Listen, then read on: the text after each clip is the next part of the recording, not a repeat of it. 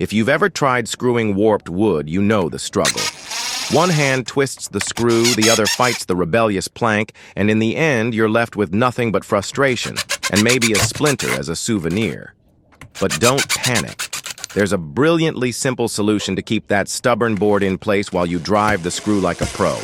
No, it's not duct tape, and no, you don't need 3 extra arms. Want to know the secret? Just follow this step by step and learn the trick carpenters have been quietly laughing about while watching us amateurs suffer.